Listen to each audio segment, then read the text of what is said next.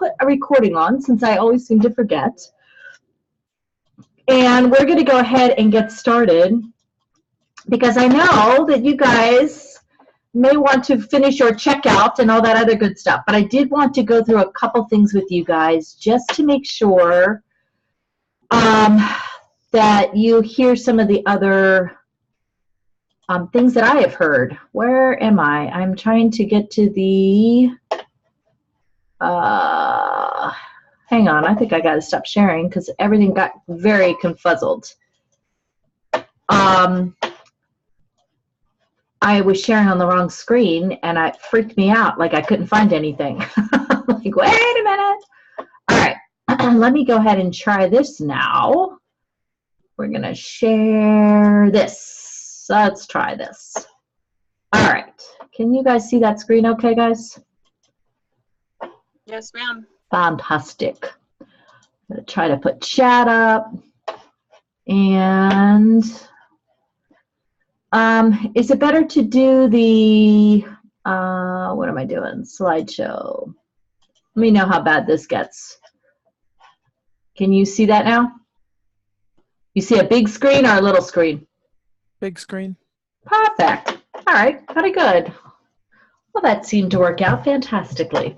All right, my friends, so we're going to go ahead and get started with summer expectations. Before I did that, just for a quick agenda, I wanted to re-go over some of the information that I just heard again on K-12 summer programming and what they're doing on enrollment confirmations, which is a little bit different than they've done in the past from a K-12 standpoint. And you guys should know that this is going on as you come back and you're starting to support your family. So there have been some measures that are put in place and some key dates that I want to make sure you guys, oh, that's not what I want.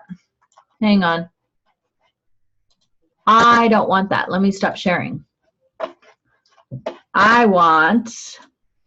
Yeah, there's a way when you're sharing to like switch screens.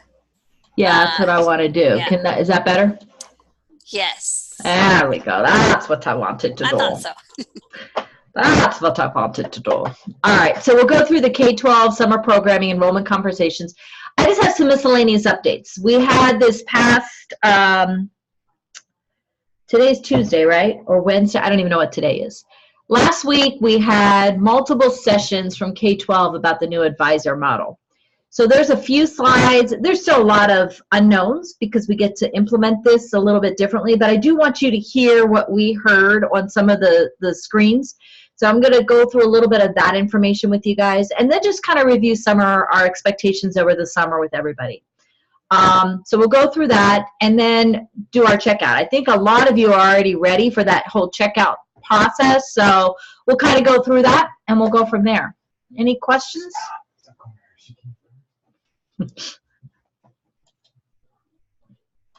All right, so K-12 summer camps. I know I shared this before, and I want to make sure you guys saw this as well. I thought there was a way I can file share. I will send out the flyer that this is on. They're having a lot of really awesome K-12 summer camps this year. They are held during the day. They're actually really cool camps that are grade level specific. When I send the recording for this session, I'll make sure I send out the flyer as well so you guys have that in case you have any families, but you can see some of the dates. Even your own kids may really enjoy some of these camps. Just for those of you that have youngers around that you're trying to entertain, you may want to look at some of these online camps. And I don't know how you'd register. I think you could register and then have your kids attend, that type of thing. But some of them are really cool. The other thing is CJ has also put on our website that link. So if you want to go up now and look at the camp, she's got that up there. So you can click on our website, click on the image, and it'll pull up that document as well. So you can do it from there too. But I'll also send out the actual document on there. But there's some very fun summer camps that they're offering. And I don't remember as robust menu last year. I could be that I ignored it. I'm not sure. But I don't remember camps being as robust as they are this year. The other big thing that I want to go through is the enrollment confirmations that they're doing from a National Strong Start standpoint.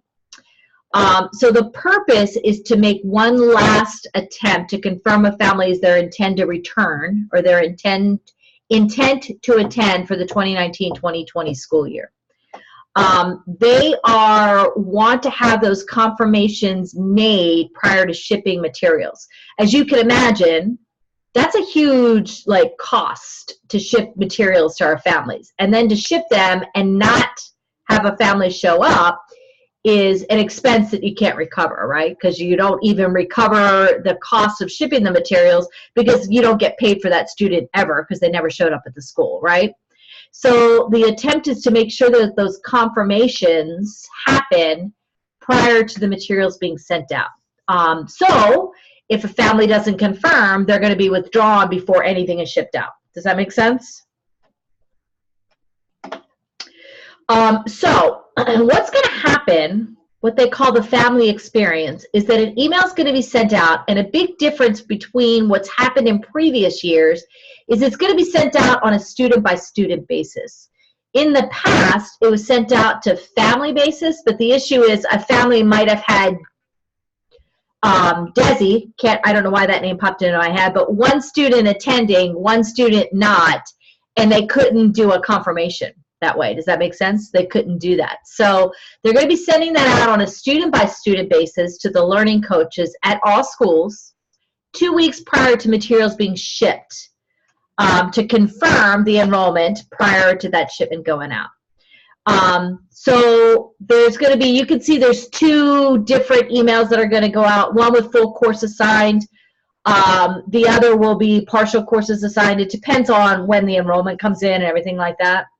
In any case, the important thing to remember is this process that you're going to hear about only happens for families that have enrolled and have an enrollment approval date before June 1st. Anyone that gets that enrollment approved date after June 1st doesn't get this information. Does that make sense? So the rest of this is if you can read some of the other information. The key thing is a couple of things is if it's a no response, the students are withdrawn and no materials are shipped.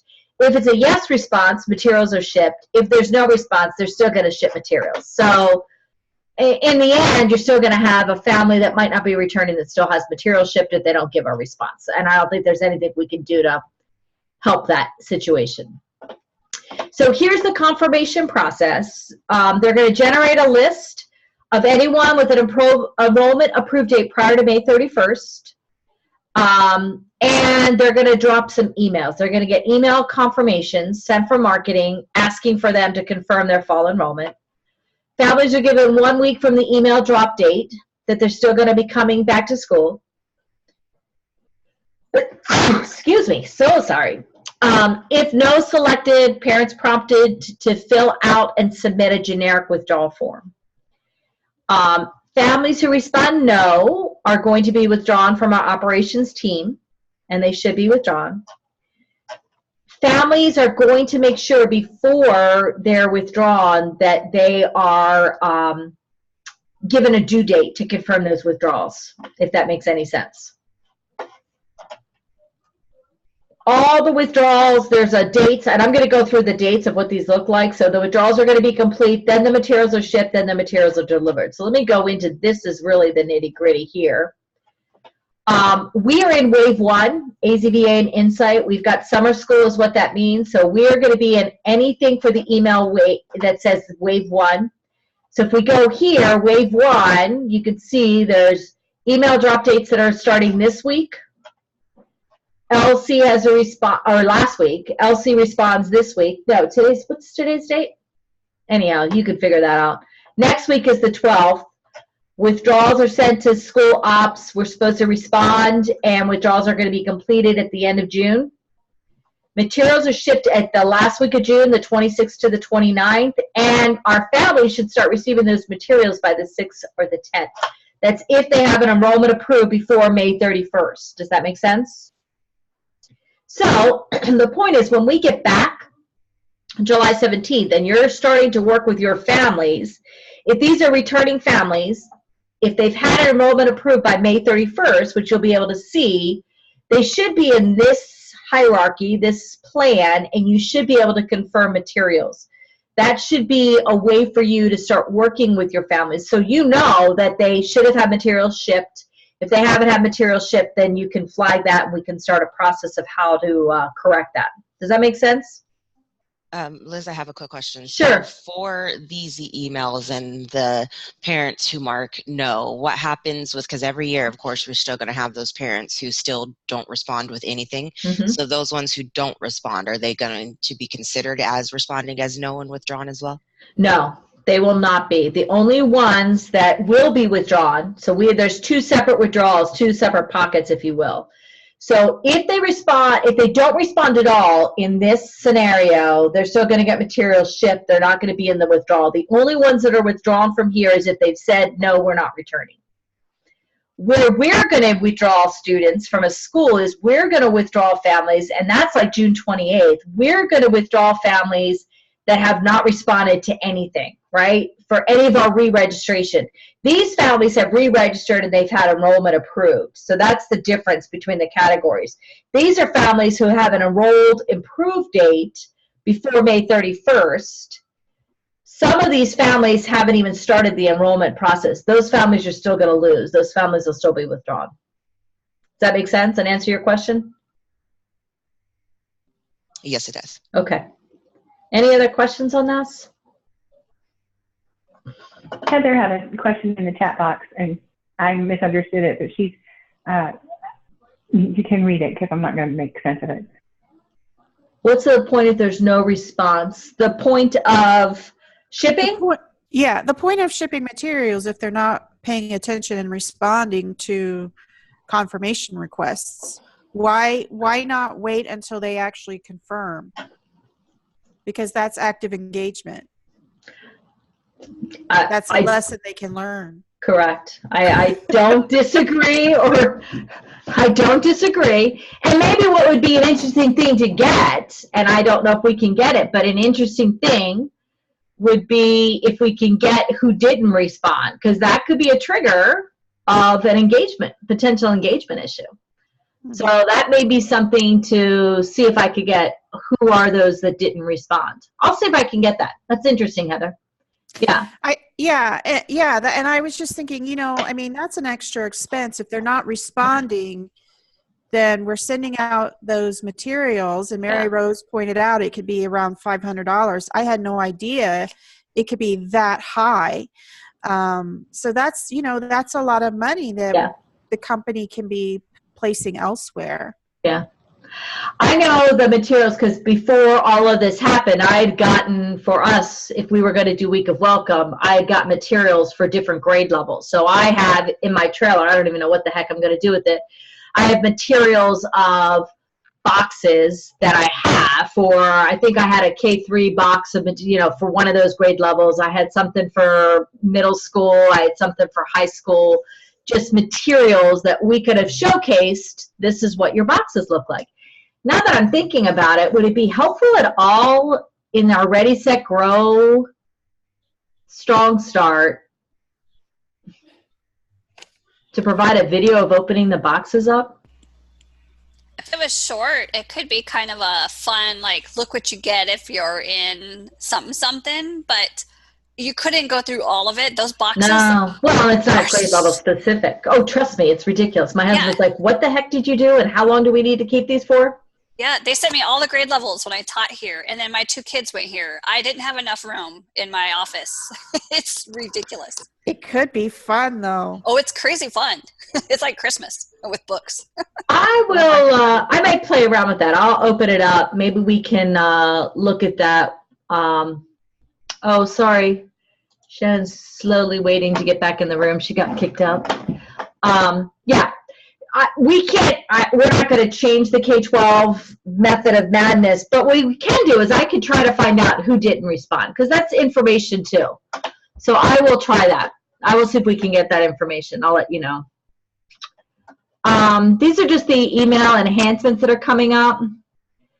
The point is anybody that enrolls after the 31st isn't in any of this information. So So it's only those that have replied that they're re-registering or registering and they have their enrollment approved by the end of May is really what it comes down to. Any questions on that? All right, so this is another view. This is in some of the meetings that I've been in over the past couple of weeks. DSP is something that's not going away, just so you guys are aware.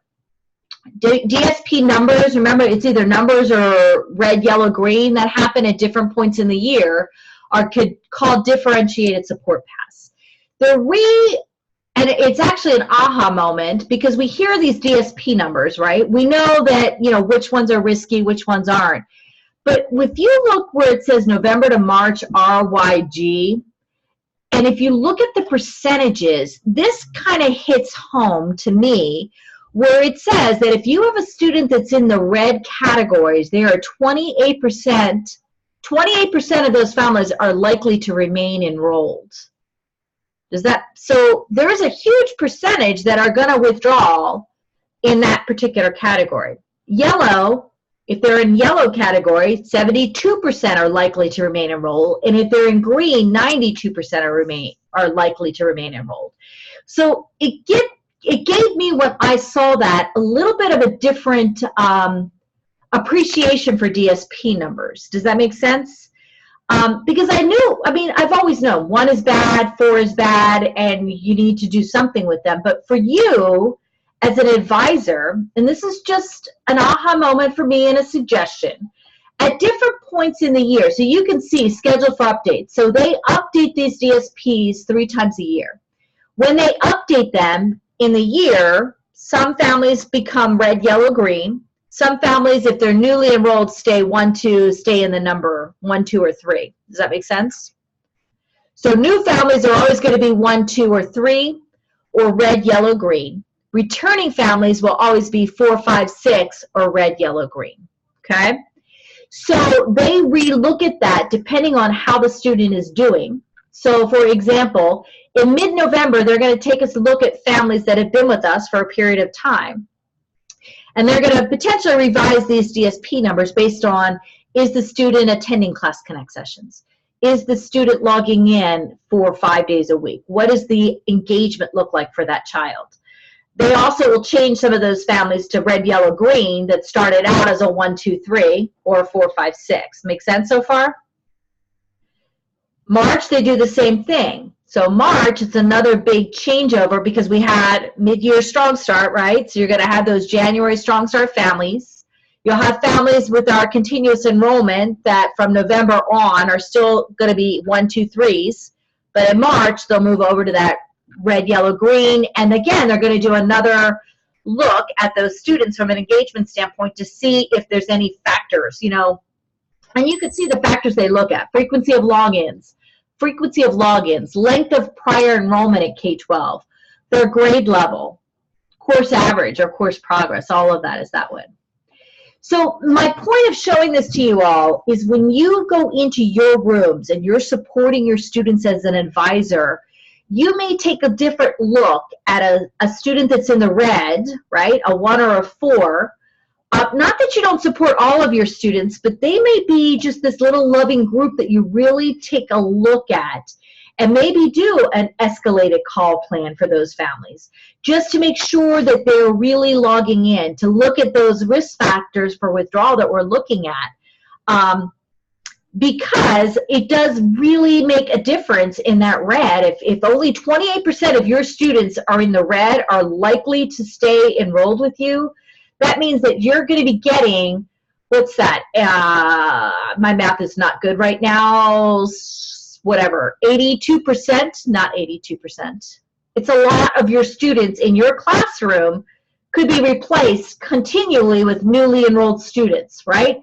So you're going to have a large percentage, potentially, of those red students that you're going to constantly be filling in with other new students. So is it better as an advisor to try to do whatever you can, you know, highlighting those red students to try to keep them in your classroom so you're not constantly re-enrolling? Does that make sense? Any questions on that? Go ahead. I have a question. Sure. What's our overall retention rate, say, for the past year? Also, the retention rate for students that started at the beginning of the year and then for the ones that started in January. Do you know those numbers?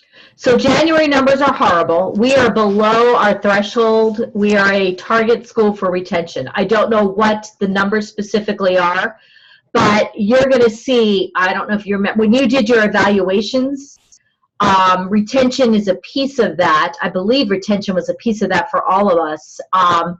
And we are in a focus area for our school. So our retention is not good. I think we have probably, and I can get the specific numbers for you, I don't know offhand, but I would say we're probably lose about more than half of our students in a given year. It's not good. It's like a rotating door some years, right? I understand. Is that across all schools, Yes. K through 12? Okay. Yeah. Yes, it is.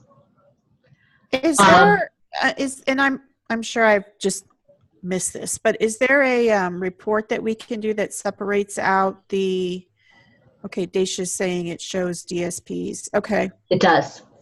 Yeah. Total View, you'll see it. TV Action, you can see it in. You can also get it in the Omni. So there's a lot of places they do show DSP numbers. I think you have to be in a certain, like you have to click a certain box. I don't think DSP is automatic. It might be with that Strong Start filter. Or maybe some of those other filters, but I think Strong Start is the one that by default puts it in there. The other ones, like the way it's set up by default doesn't actually just have it in there. You have to have a filter.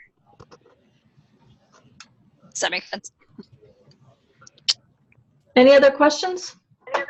So we use these DSP numbers when we were filling out those mini orientation surveys. We did, yep. What kind of, I mean. That's a good question. I should, you know what, I will have to ask CJ because she took that over and I don't know if she ever looked at the data. The only data I think we looked at is students that were in FAST on referrals. How many did they attend? But that's very interesting, Jenny. Now that you mentioned that, we should have CJ pull that and see if there's a correlation between those in the referral that did not attend orientations and their DSP number. That's very interesting. I will have her look at that. I'll pull that and play around with that. And that was another method to the madness because we wanted to be able to see that too. Honestly, what I saw this year is more of our students in that yellow DSP2. I don't know what you guys saw, but I saw more students, and what I felt like were more students in that yellow, which kind of makes sense if we're supporting them in yellow at a 72%. Our withdrawal metrics were good. I mean, you saw once we had a student and we kept them for 30 days, our withdrawal metrics looked really good in the engagement support piece. We were well under what that threshold, that withdrawal threshold that K-12 wanted to see. I think it was 30% or less gave you what they call a green status, right? That's what K-12 wanted to see. And I think we were under 20% in both schools. So we were well under that, which kind of makes sense when you look at this. If most of our students were in that yellow, right, we were able to help support them and stay within that school, within our schools. And I would imagine, and I don't know because I did not look at it, but it'd be interesting for me to pull the tier 4 kiddos that I had and see what their DSP. I've never done that. That would be an interesting thing for me to play around with this summer potentially. Anyhow, the whole point is when you start supporting your classrooms, don't discount this. There is a method to the madness. And it could be that you separate your classroom up by priority calls, right? Who needs more calls at certain times type of thing. So that was just the whole method to the madness there. So we also went to K-12 in the rollout of what they call the single point of contact advisor model. I pulled out some slides because some slides we still need to get work on, but I wanted to give you what they are saying the advisor tasks for a student support advisor are going to look at. Yes, I will put the chart in Team Drive, Jenny. Yeah, we should put it in there.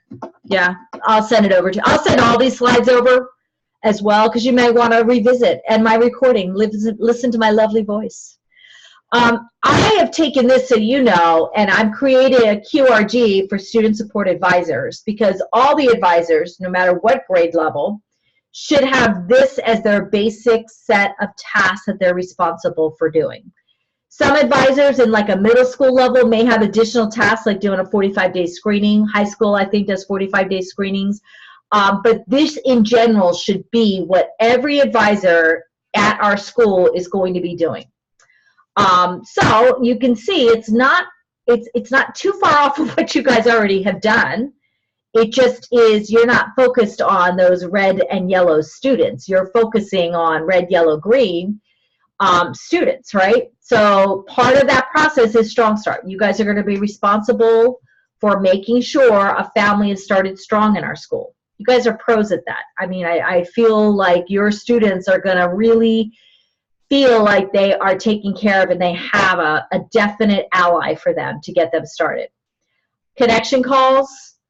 I personally want to remove the word call from anything that has the word connection by it, because I don't believe you have to limit yourself to just a call. I passionately believe a connection is a connection, whether that is here in Zoom. I feel like we're connecting right now. It could be a phone call. It could be a text conversation. It could be a Skype conversation, as long as a family feels connected to the school and the messaging that you're sending out. Does that make sense? But in any case, they definitely want to see something that says there's connection calls being done for a student. They're saying connection, this is going to be school specific on what they expect. They expect teachers to have connections as well, just to be clear. So it's not just you. So even though they say a single point of contact, I feel like an advisor is a main point of contact. So I don't want you to get in the mindset, because I had to kind of help some of our principals understand that it is just not a single point of contact. It is you are the main point of contact for a family. They should have other contacts, because the more contacts you have, the more connected somebody could feel to an environment, to a school, right? You think about your own kid's school, your teacher, their homeroom teacher is really a big connection, but you are connected to the lady that sits in the front office, right? I mean, when my kids were in school, I would always go, if I went into school, I had to sign in. I had to say hi to them. Not that I had to. I enjoyed saying hi to them. I enjoyed having a connection with them. So don't just think when you hear single point of contact, it doesn't mean that you're the only point of contact, is my whole point in this rather lengthy conversation I'm having with myself. Whole class. I'm glad you mentioned that, Liz, because I was worried about that single point of contact. You know, my brother Randy died in November, and I was kind of out of it for a while. And if that was the case, nobody was reaching out to these families, so we definitely need to make sure that we're not the only ones. It is not. You should not be the only ones. I will say that your focus will look a little different than the teachers. So, but the teachers are definitely going to have a piece of that connection with those students and those families as well. Your role is definitely going to be to monitor student progress and attendance, just like you've been doing. When you have a student that's in engagement support, you monitor their progress, you monitor their attendance, and you provided interventions where you needed to. Same idea. So if you have a student that's struggling, you're going to need to have class connect sessions. You got to figure out what's going on with that child. Why is there a struggle? I am defining what this means, where it says hold regular monthly grade level homeroom sessions. 7 Mindsets is a piece of that. I know the older grades, K-5 is not doing 7 Mindsets at all. Kimberly, you for middle school may have 7 Mindset sessions. That's something that the departments will determine where their advisors are fitting into this. I personally, if I was a K-5 advisor, I don't think a monthly homeroom session means a whole lot to a student. I think that you can tweak that a little bit differently depending on what you're doing. I don't think you just have one monthly. Maybe you have a 1 monthly party, end of month party or something like that, but I think that that could be defined a little different. So don't get bent on, oh, I only have to hold one monthly grade level homeroom session. I think that's going to be fine by your departments and what your departments are going to require from you. Again, work us with focusing with struggling students to get back on track. Don't let the words back on track. You do not need to create back on track plans unless, as an advisor, you feel they're needed. Does that make sense? They are not going to be a requirement for any struggling student. But if you feel a child is going to benefit from seeing something in writing from you, you are certainly welcome to do that with that child, but they're not a requirement. Support interventions as needed. I'll get into a little bit about what interventions are going to look like in a next slide, but you have to help support them and facilitate them. So you are going to be, and where that connection comes in is, you should know that child better than most people at the school. So you should understand what interventions might be required if you see a child that's starting to struggle. Is it social emotional needs? Is there technology issues? So whatever that looks like, you are going to help support those interventions. And then, as you can see, we are still referring students, and I'll get into what that looks like. There is still going to be a tracker. I believe they're calling it a student support intervention tracker. I'll show you what that looks like. I have not seen it. I have seen a little bit of a tweak. If anybody's gone into the FAST tracker, they are starting to tweak things in that tracker, but there still is going to be a referral process. Yeah, a SIT. Oh my gosh, that's hysterical. Student Support Intervention Tracker. The SIT tracker. Sit down! I'm just kidding. And then obviously communicating school expectations to your families. Those are the key tasks. Again, they're going to vary and be tailored to a department and what that department's expectations are, but every advisor is going to have this as their base, if you will, of things that they're expected to do. This is something that I'm actually kind of really excited about. They're creating what's called an engagement guide, they being K-12. So K-12 is creating in a OneNote, shared OneNote that's going to come out. I haven't seen it yet, but they are going to create what's called an engagement guide. So if you have a family, and they just give they just gave a little snapshot of what some of this is. But let's say you have a family that you find out they don't have the necessary computer equipment. They're going to give you, oh my goodness gracious, they're going to give you a list of things that you should be doing for a student when you know that there's a computer equipment issue.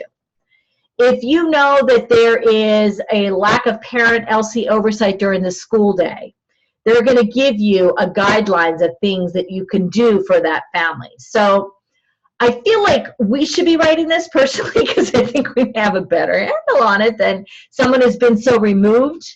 That they're going to be providing that as a tool and a resource for you guys.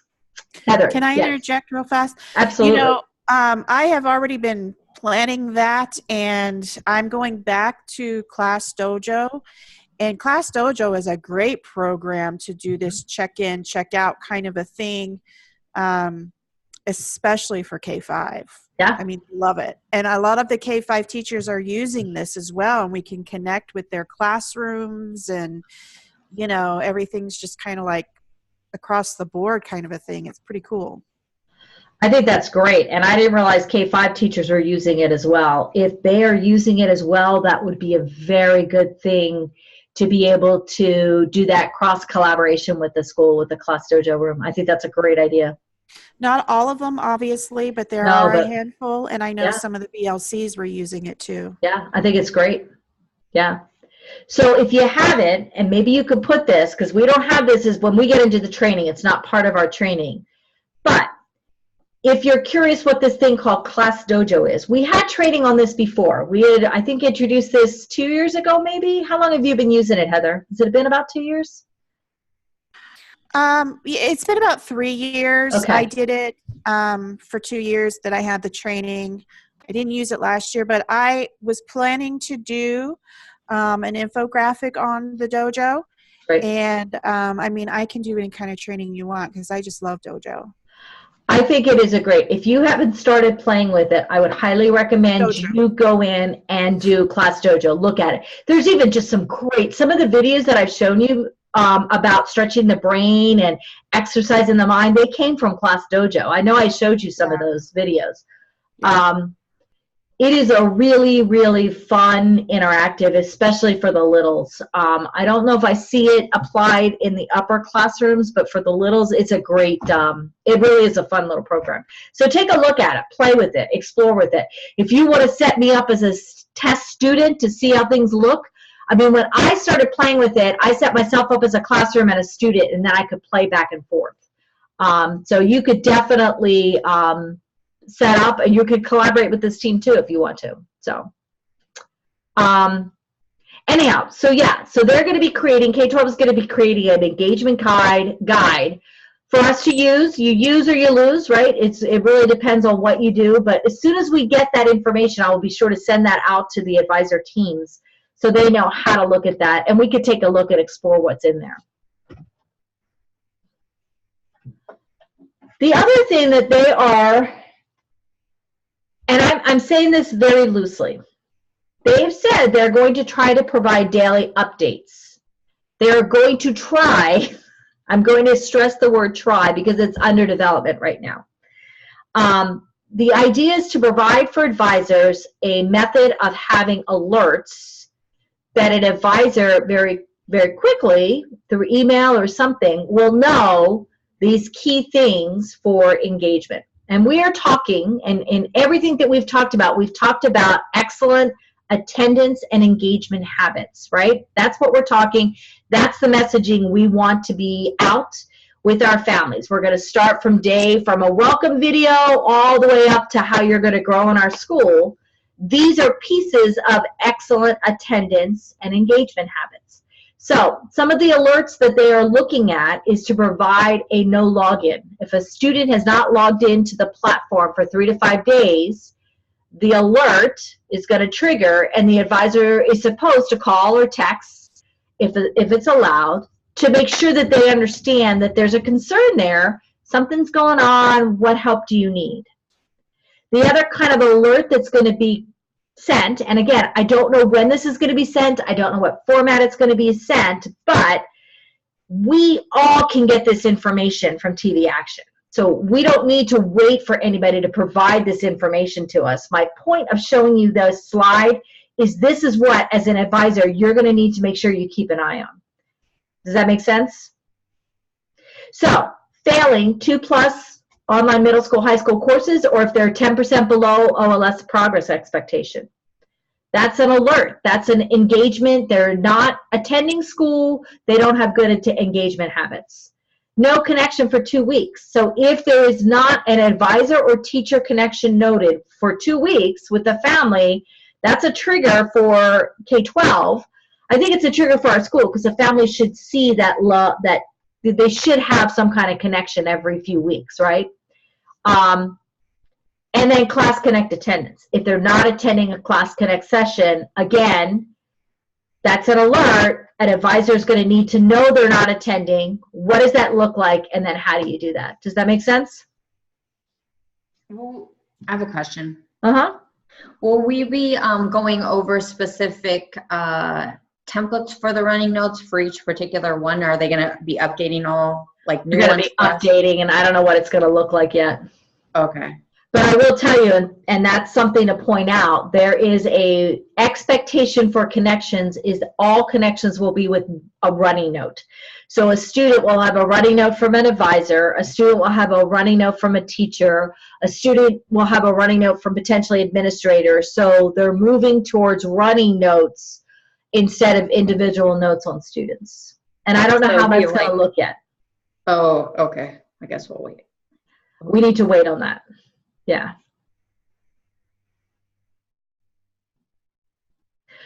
I know, Mary Rose. I'm very nervous. I've already expressed my concerns with running notes. In TV, I just had to do a response, survey response for TV, and I put in there that if you're going to force running notes, the running note has to be at the top of the page, not where it was created. That's still an issue and a concern that I have, that when you create a running note on page 1 of a student, 5 weeks later, you've got 5 pages of notes, right? And that running note's still on page 1. It's a problem. I understand it's a great thing to be able to get a full view of a student, but it does limit what you're seeing on support for that student. I agree, and I've told them since we started using running notes, every year I send in the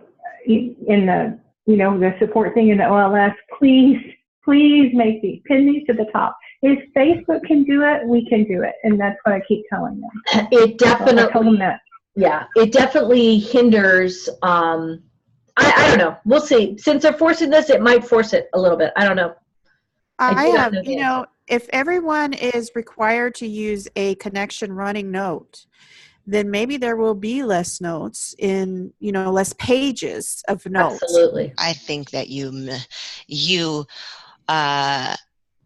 I don't know what the word is I'm looking for, but I don't think that would be true, at least not anytime in the very near future. No, it's definitely going to be retraining people. Not K-mail, but email. There'll still be plenty of them. Well, even if they know who's working with that particular student, because we're going to be communicating with them anyways, they could just search our name if they really want to see what's going on too. I mean, we'll have to, and I think what we're going to do is we're going to see how this plays out. I mean, and then this may be an area that we have to adjust somehow. I don't know what it's going to look like, but just plan on it. That's what the expectations at this point is. There will be running notes on students, not individual notes on students. Sorry. Nothing I can do about it, though. I bet you hated to give us that news. I absolutely hate it. Well, and my other thing in what I just sent up, as I said, you start to add lengthy notes and you start to add graphics or images to those notes. And I said, and it's a ridiculous waste of time to wait because sometimes it's upwards of, some of the notes, and that's why I moved away from them. Some of the notes that I had to do, I hit the enter key and it took could be up to 5 minutes of sitting there waiting for that note to get into total view.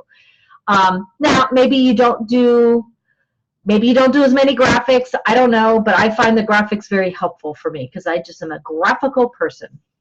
So we'll see. We won't, let's not spin. It's just something we have to do. We never know, so we'll just figure it out as it moves along. Can I just throw this out there? Is it possible, or has it been thought about continue on, and y'all don't shoot me, okay, everybody that hated this process, continue on with a fast contact only advisor contact and then take a snapshot and put into that running note? To me, that was easier and the running note open. I don't know. Yes, it obviously is. To answer K-12's requirement, yes, that's what we would need to do. So it's a TBD. So I will have more information as we really start to roll out and do the process. I know the issue with K-12 is they had too many, everyone was template happy. Everyone created templates. So I feel like that was the issue why they backed off of that, because it got a little crazy with templates. But I do think, and what I'm going to showcase is that report that I provided to you all was very easy from an administrator standpoint for me to take a look and for Daisha to take a look at there was a method to that madness. It wasn't just for you to track what you were doing. You guys are professionals. You know the method to my madness. It was also helpful for me to see what supports were being provided for a student at a quick glance, right? So at a quick glance, I could see, Shannon, I could see all of your students. I could see if student success plans were sent out that week. I could see if you updated a running note that week. I could see what phone contacts you made. I could see how many Class Connect sessions were attended. It was a very quick and visible way as an administrator to be able to see what supports were happening. That won't be as easy in a running note. So we'll see. Time will tell. I did want to get into another one that they shared, which talks about the roles and responsibilities between the advisor team, the teacher team, the student support team, and what they're calling the referral team. And I'll get into what referrals are going to look like in just a little bit. But as we've talked about, and again, I don't like the word single point of contact. It should be main point of contact. I really sometimes have an issue with the wording that K-12 uses, but your job is to build that relationship, to build that connection with the family as an advisor. You're a main point of contact. You're not the only point of contact. Your job is to, as we said before, monitor the progress, monitor attendance, provide early interventions. And that's where I feel like you all are going to be very golden, because you're going to know what, you're going to see these students. You know, you think about some of the students that you had to support this year. Holy cow, some of these kids were already 100 lessons behind. I mean, it was a very difficult process that you guys did. So you have an advantage to any other advisor, in my opinion, because you already know what to look for and you're already going to provide those interventions. Anyhow, that's my 2 cents. So make referrals. I'll tell you what a referral is going to look like, and then collaborate with those teachers and support staff. So the teacher's end of it is to build relationships in those instructional sessions, right? The small group, the targeted sessions, those online classrooms. Those teachers are going to build that relationship with the students in those sessions. They're going to connect with those students. So there's still a contact and a connection with that family. They still are required to do that. They need to, and their job and role and responsibility is to make sure that the family is aware of the course information. What's going on in the course, how to be successful in that course, what are the grades, what are the missing work, why are we, and again, the missing class connect sessions, I got a bit of an issue with, but that's a whole other ball of wax here. You know, I do not want to see a teacher getting to the point again where Monday, student is sick, they have 5 classes, they miss 5 sessions, they get 5 emails from 5 different teachers. Multiply that by family that has 2 kids, that's 10 emails that have come through that, oh, you didn't show up on Monday. Oh, by the way, Tuesday you weren't there either. Wednesday you weren't there either. I think it overwhelms our families, and it is a lot of negativity. So I don't know what we're going to be doing with that, but that's one of the things that they want the teachers to make sure that they articulate. I really would like to see, personally, this move towards something where some kind of weekly update, weekly attendance engagement update goes out to a family that basically says this information. Hey, you had 20 Class Connect sessions this week. You only attended 3. Are you okay? What's going on? What happens? But we'll see what happens with that. The student support team comprises of myself as the student support administrator, you, the student attendance specialist, who's Jen, the student resource coordinator, which is our Rana, our Tara, our Samantha Labib, the community engagement coordinator, which is our CJ.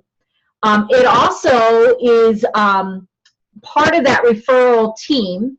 You are part of that team. So when we get into what the referral team looks like, you're going to be a key piece on that, because you're going to be the person that says this student needs help. The referral team then is going to look and see what kind of help needs to be provided.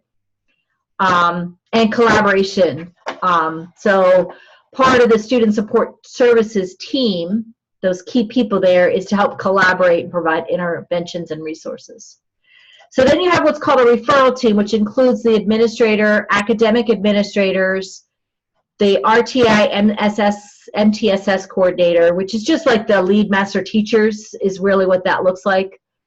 The counselors, the student resource coordinators, special programs, 504 coordinator are all part of that referral team. So I want to talk about what a referral looks like. So we need to, in my mind, stop using the word referral, because I don't like that word. We need to use the word intervention. Again, Liz and her wording, but intervention is a much more accurate reflection of what we are doing for students. There will be a SharePoint tracker created. They're in the middle of readjusting our old FAST tracker to this new Student Support Intervention Tracker, or a SIT. So they're going to readjust the SIT. They are changing the reasons for a referral and the process of what happens with a referral. So when you see a student that is having attendance, engagement, social, emotional, you can see the reasons here. So they're absent a lot. They're having academic concerns and issues. They're having behavioral issues. Whatever that looks like, these are going to be the new referral reasons that are placed in the fast track or in the SIT. I'm just calling it a SIT from now on. At that point in time, the advisor places the intervention request, and at that point in time, once the intervention request is made, that referral team that I talked about before sees that something is needed. They meet and discuss individually those students and what intervention needs to be put in place. Is it an intervention with a counselor? Is it an intervention because we need child find? Is it an intervention because we need Gen Parish and attendance, that this is a truancy issue? Whatever that might mean. Does that make sense? So I want to show this screen here. I don't know if I can do this. It's okay. We'll go into more detail about these referral reasons because we need to define these a little bit better. But once that referral is done, the referral team meets, the referral intervention is put in place. That's all that needs to happen. We then have intervention classrooms, if you will, kind of like your fast classrooms, right? That are going to be created for Rana, for Samantha, for Tara, for Jen, for me, for CJ, whatever that looks like. Does that make sense? And those were the big slides that I wanted to show you. Does anybody have questions? And you are going to have questions, and I apologize, I don't know all the answers. I've told you I would be as transparent as I can through this whole process.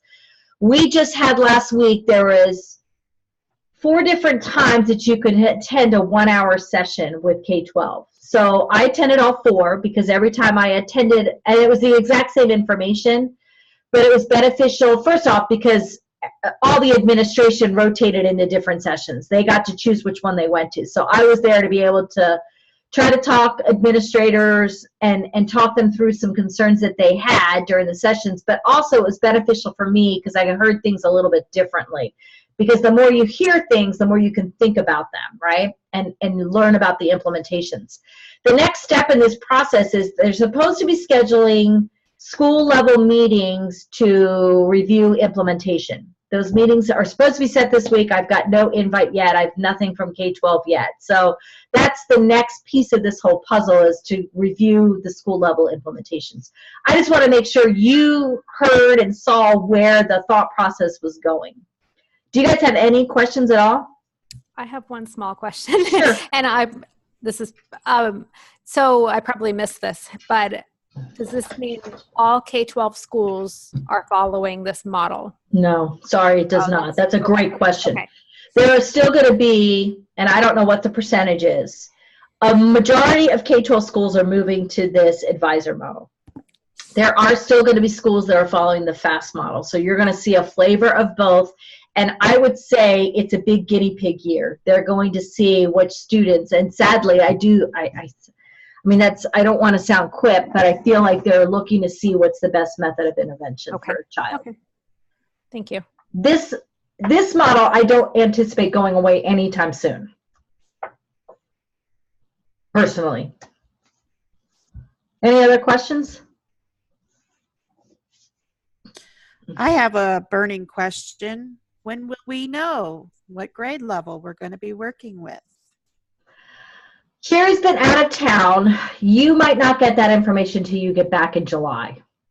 So if you have sent that request to Daisha on what grade level, part of the challenge, and I'm just going to be totally transparent. One of the things that was shared at the meeting is that they want family advisors. K-5, it doesn't make a difference because their idea of a family advisor is a family advisor. There will be family advisors for K-5, and then there'll be a family advisor for middle school, high school. That's created concerns, and it's only if you have 3 kids or not enrolled at the school. So if anything less than 3 kids, you have a single grade level advisor. So that's very different from what we originally anticipated, which was grade level advisors by department. That's what we were planning for.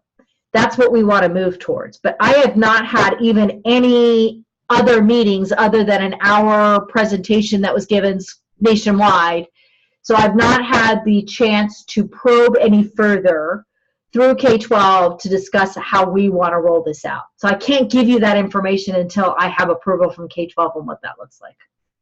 I'm sorry. The only thing you could do maybe, and Daisha, I don't know, I'm going to put you on the spot. Maybe you could give a grade band range, right? If I can do K to 3rd grade, that's my sweet spot. You know, maybe you could give a range of grade levels, but I don't have any further information. I apologize. I wonder, Liz, if they're wanting to do family advisors, would it make sense, especially since I know that there's a number of families who have students in multiple schools, elementary, middle, high school. There's probably not a large number of those students or those families, but there are those families that exist. So are they going to have like a family advisor for those types of families so that they can have that one point of contact? Because there are members of our team who would be perfect for a situation like that. So they're going to keep it separated by platform. So that's why they're pulling K-5 out of the mix, and they want to do it for middle school, high school. My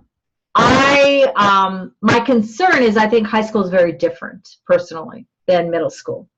And I don't want to discount middle school, but high school advisors need to really focus differently on students when you're looking at credits, when you're looking at graduation. There's a whole other thing that needs to be reviewed. So at this point in time, I can pretty much, I don't want to guarantee anything.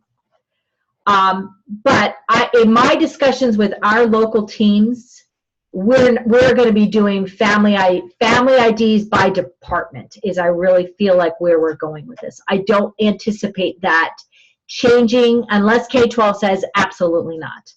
And that's what I don't know yet. I don't know if there's going to be an absolutely not.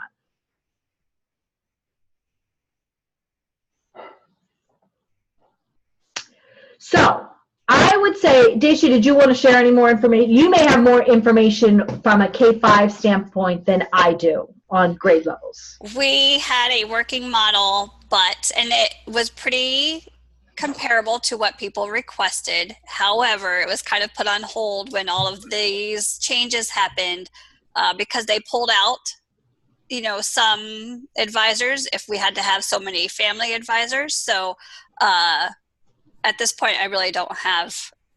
You're in K through 5. If you're in K through 5. But I would say, and Daisha, I think you probably already have that, if there's a grade range that you really feel like. Yeah, they've told me. It's in a chart, of course. Perfect. Okay. The only one that I know is Jen, you're not going anywhere. So Jenny is coming on board as the sales advisor. So that's the only person that I know. She knows where she's going. So, you guys know you're K-5 or middle school, Kimberly, but we just don't know what that might look like yet. I promise we're working on it, though. And I'll let you guys know as soon as we get that created. I can email it out or, let you guys know. So maybe if it comes out before July 17th, you'll have an idea. Sorry, guys. Any other questions?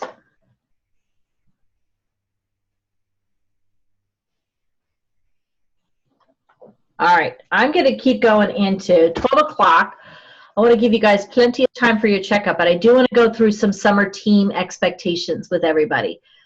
Just as we move into summer months and vacations and stuff like that, and our summer checkout, I just want to kind of revisit some things, make sure everyone's on the same page.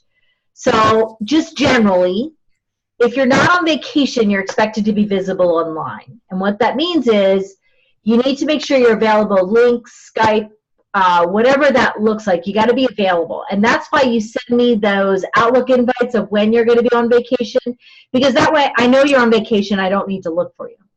The other thing to make sure you're really careful with is that your work computer is for your work, right?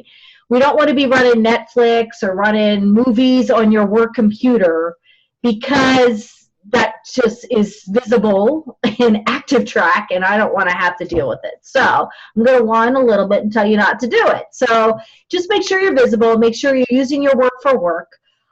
Do you have to work like the 10-hour days that a lot of you do? No.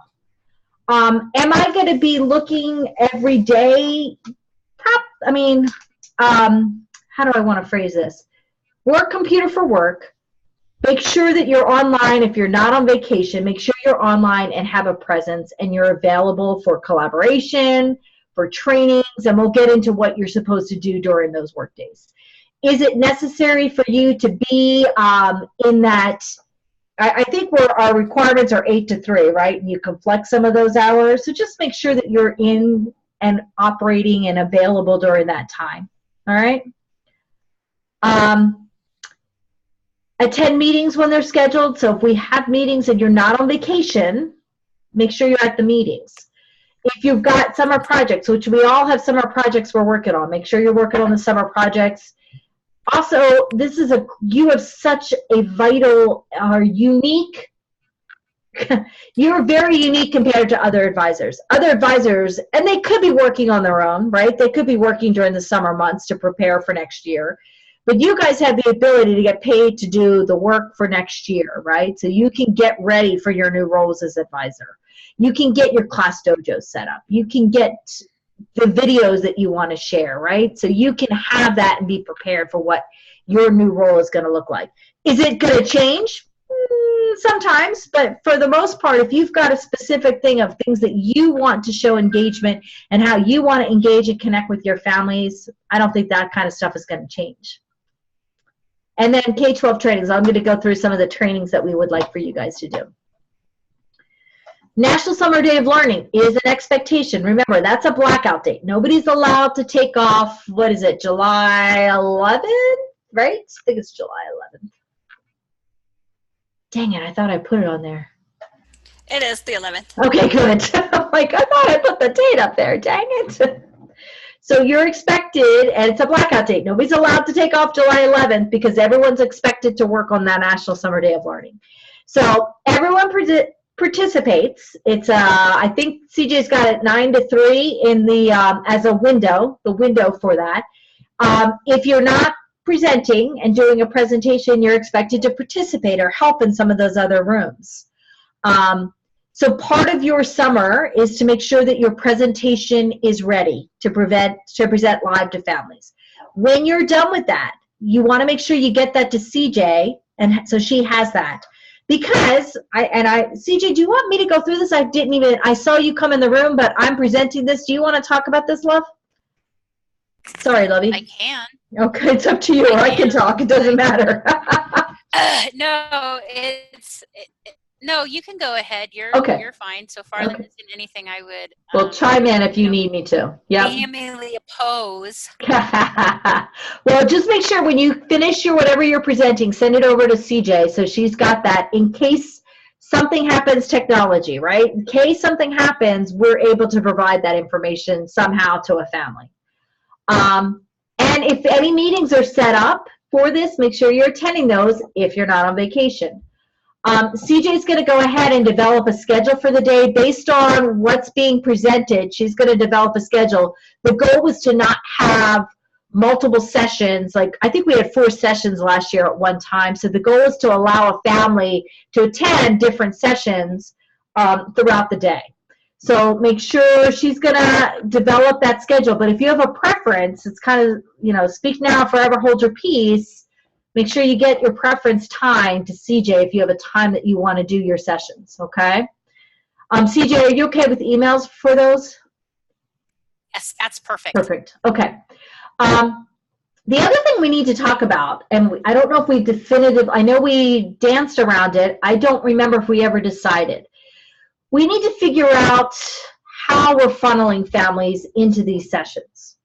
And we need to make sure that CJ has whatever links or whatever we're going to be using for these sessions, that she knows what to articulate to our families. So I'd like to open it up for discussion. One thought that I think we discussed was to have one of our outside Blackboard links used as a main funnel, if you will, that everyone comes into the same link, and then from that link, they're either moved to breakout rooms, and in the breakout rooms, you can go to Zoom or you can go something like that, or kind of like set it up like promising practices, right? So you could have the ability in that front room to go into other links to go into the other thing. So that was one concept we talked about.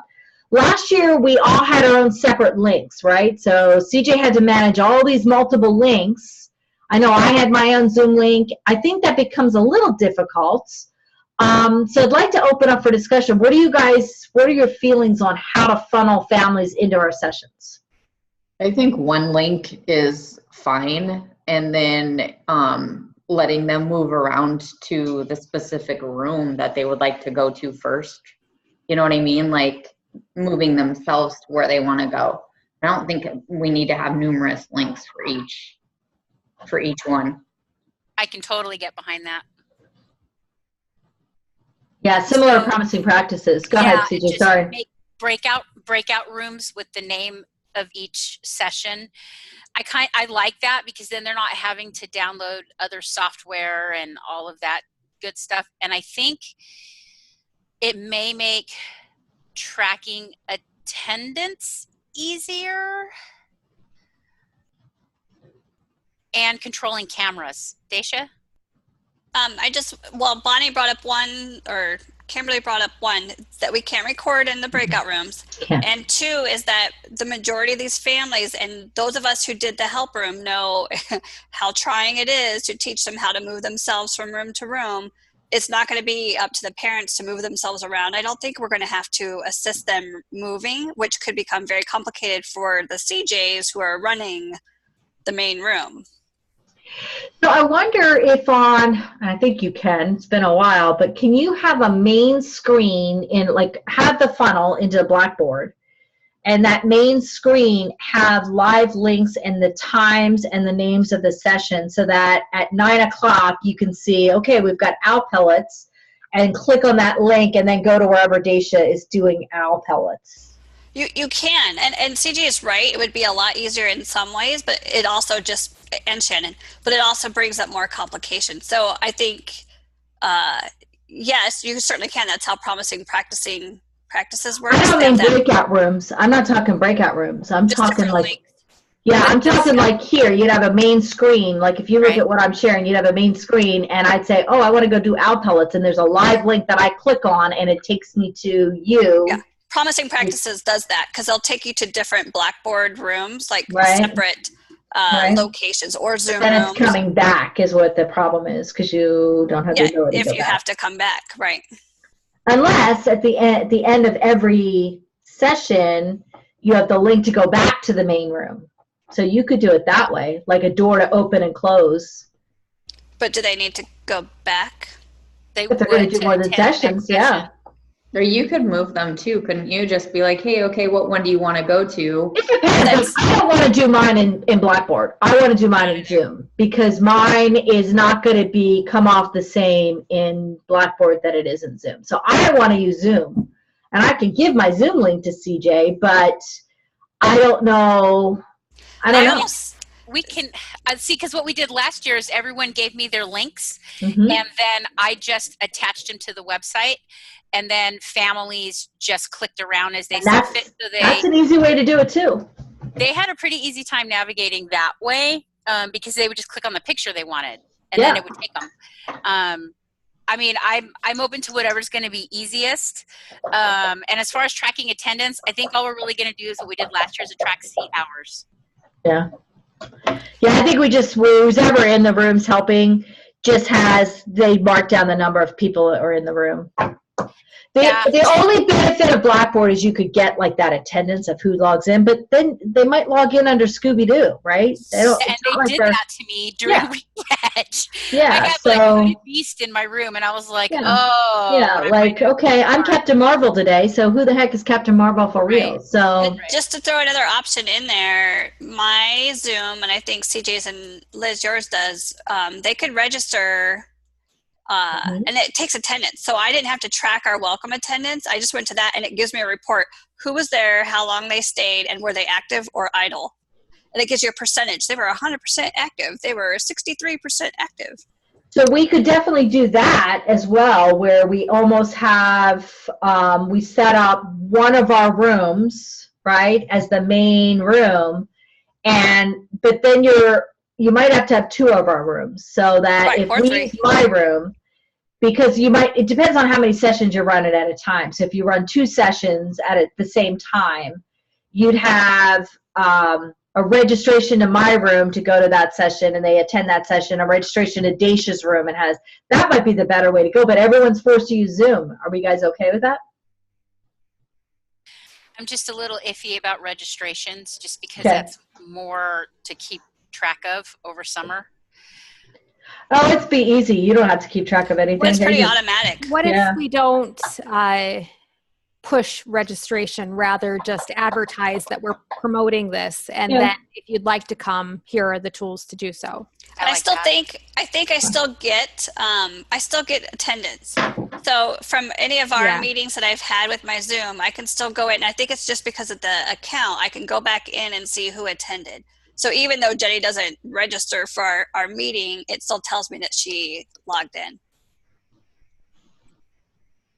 Yes, Robert, you can use video links in Zoom. You just have to make sure, and we can make sure you guys understand how to do that. You have to share sound a little bit differently, but yes, you can definitely share video links. The thing is, you have to make sure you share the computer sound so they can hear what's going on from that. But yeah, you can do that. And maybe if we're doing links. I think you could, Kimberly. So Kimberly said she'd like an option of Blackboard. I think you can. I think that's where we come back to where CJ has on our website.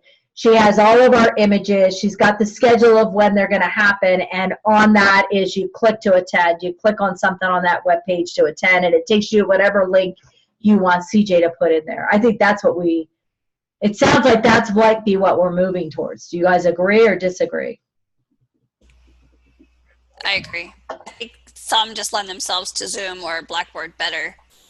I'll show what it looks like, CJ. That's a good idea. Let me show you what it looks like right now. Oops, what am I doing? Did I put that up here? So she's got this right here where she's got that. So she could put in the date, the time, right? And the day maybe, and then have a link here or up here on the image. Yeah, I may even put just a schedule at the top, like just the schedule at the top, and then they can see the courses as they scroll down. Yeah, the only thing is we might want to have the time in here, because if I say, oh, Dirt to Tech, you might want to put the time here, because if it's not, that's going to be the issue. Like for me in Zoom, if mine's not till 11, I could have people showing up at 11, at 10 o'clock because they want to come to the Science Cafe. We could move this to the front page of the website maybe, so as that we it's get the closer. first. Okay. Yeah. Right now, summer reading is the big focus, and I want to give mad props right now to our summer reading moderators.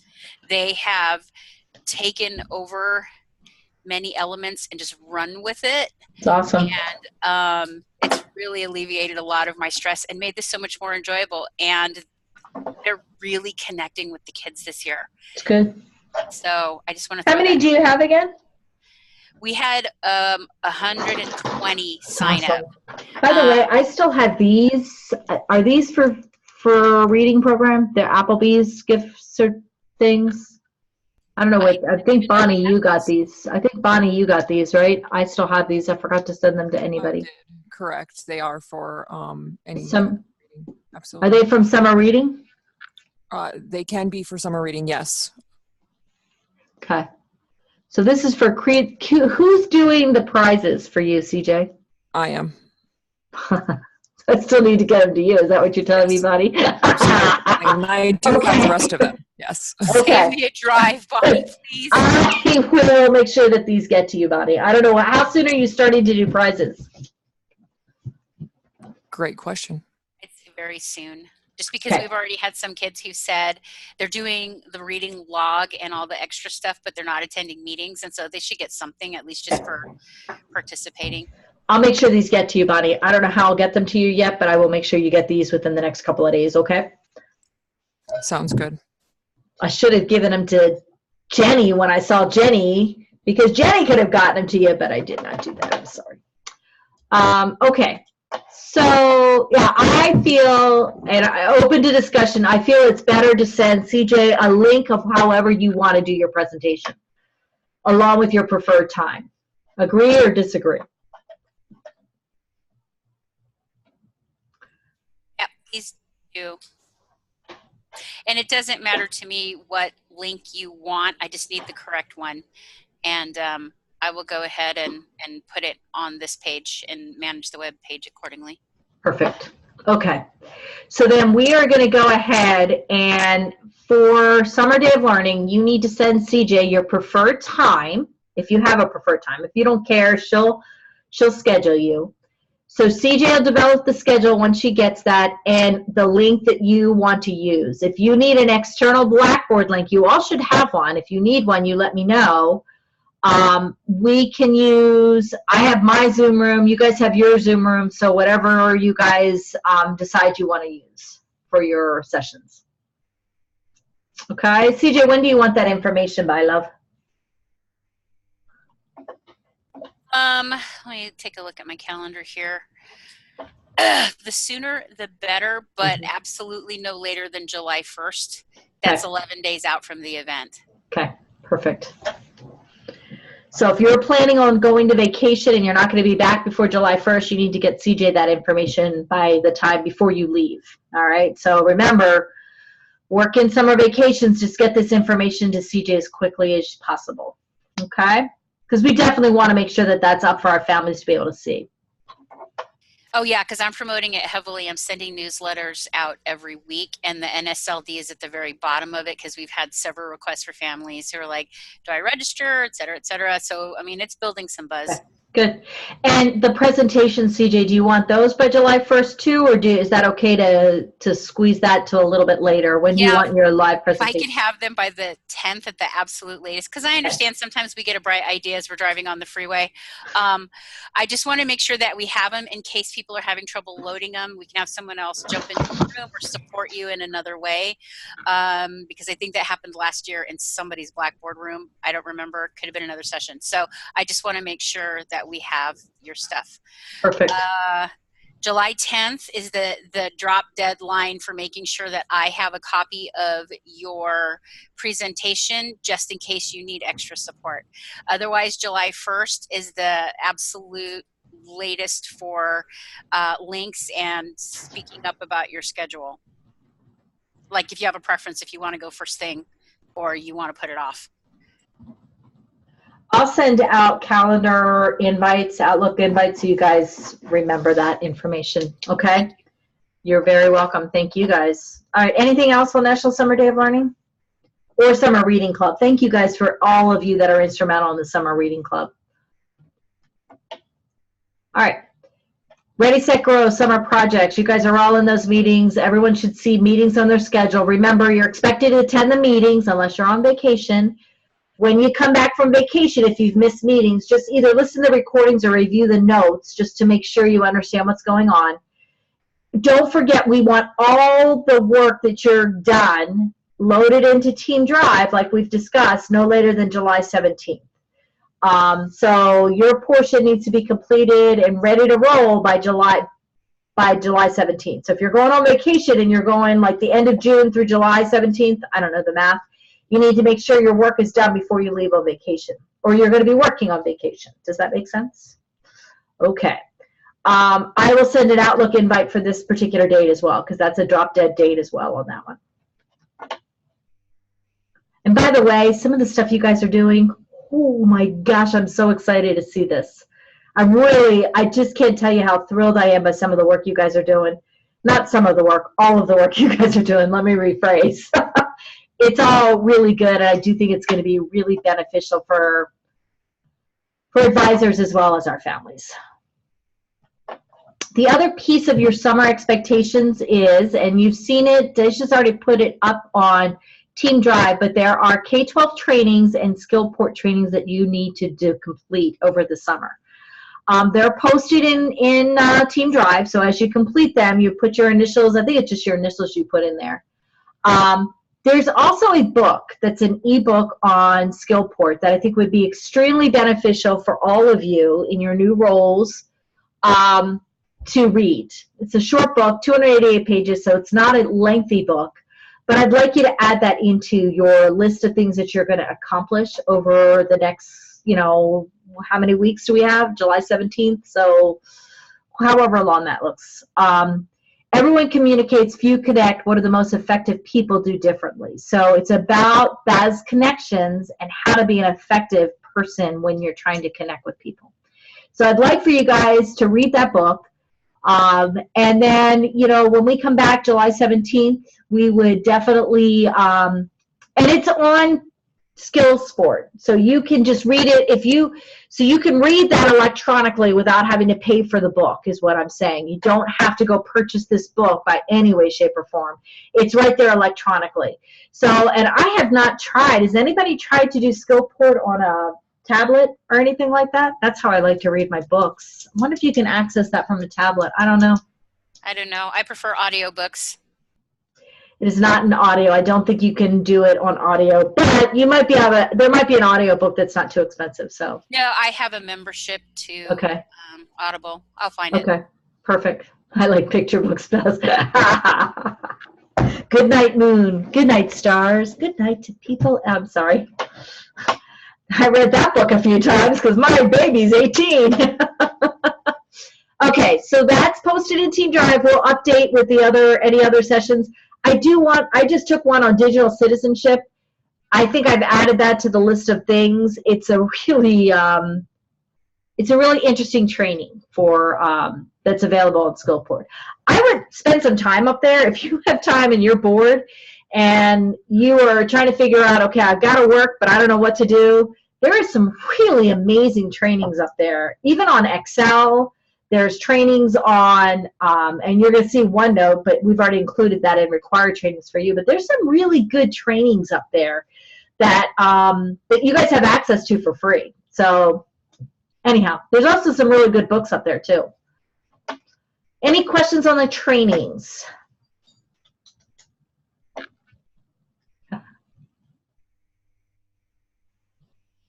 The other piece of trainings is going to be something we're going to do internally. We're calling these team trainings. We have some great resources and tools that some of our team have used, and they're really proficient at these tools, like Powtoon, like Animoto, like infographics, like mail merges. We want to be able to share that information with all of you in a format that allows you to understand it and apply it to something that you'll use in your classrooms next year. So on Wednesdays between 11 and 1, we're going to host trainings, and I'll show you the schedule in just a little bit, that team members are going to provide. If you're on vacation, listen to the recordings when you return. If you're not on vacation, you're expected to attend and participate in these sessions. At the end of a session, so for example, at the end of a training session, you're going to be given a task to do. That task is going to be something that you're going to be able to apply and use in your classroom as an advisor. Does that make sense?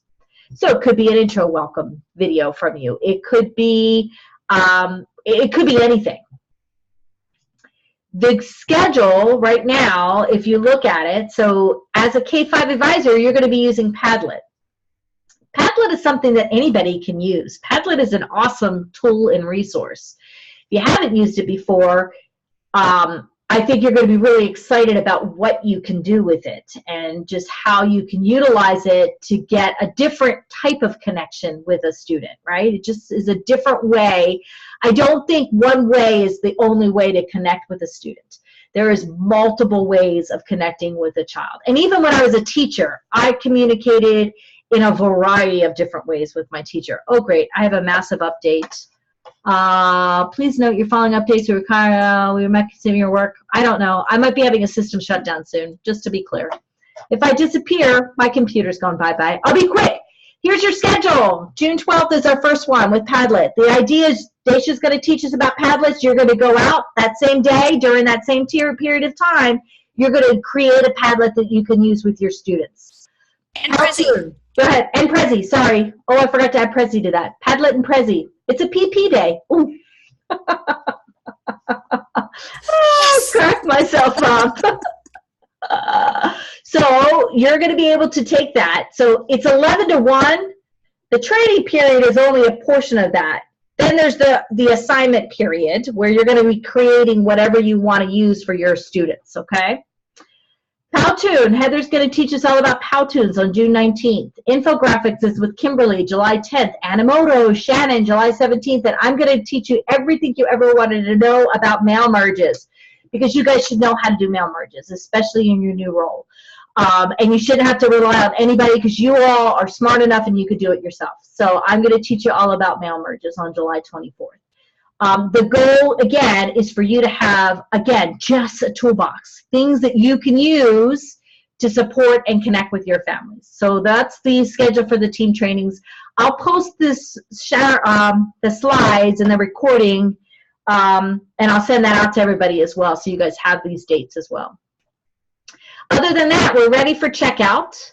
And Daisha, you can talk a little bit more. I think most of you are checked out. Just remember, safe, blessed, wonderful summer to all of you. I'm going to be around most of the summer, so if you have anything you need or any questions, feel free. And I just appreciate each and every one of you and everything that you do for our families. So you guys, it's summer! Yay! Just kidding. Thank you, Liz, for a wonderful couple years of direct Liz to us contact. It's been good. Almost everybody is done with the checkout, so I'm going to just post the names of everybody who did complete. So if your name's not on this list, check out the checkout list, because there's a couple things you've missed. So I am here until you all are done. So, you know, let's not wait until 5 o'clock. I'm just kidding. Because Yeah. It's summer vacation! Yeah, and some of you thought that since you're still working tomorrow or next week or the week after, that you could just sort of wait, and you really can't. I think I've talked to all of you, so I think those of you who thought you could wait have already got it completed, but the checkout is today. Tomorrow starts summer break, so it's two very different things. So we really wanted to wrap some things up. So if your name's not on that list, just reach out to me and let me know. And then I'm done. So Liz, it's all yours. Do we get out early Friday is the Robert question. No. Not everybody's working Friday. Not everybody's working Friday. Today's your Friday. Today's your Friday. Hint, hint, wink, wink, Hello, nudge, Robert. nudge. We'll get out early today then. Wink, wink, hint, hint, nudge, nudge. So where's the list, Jason? Hang on one second.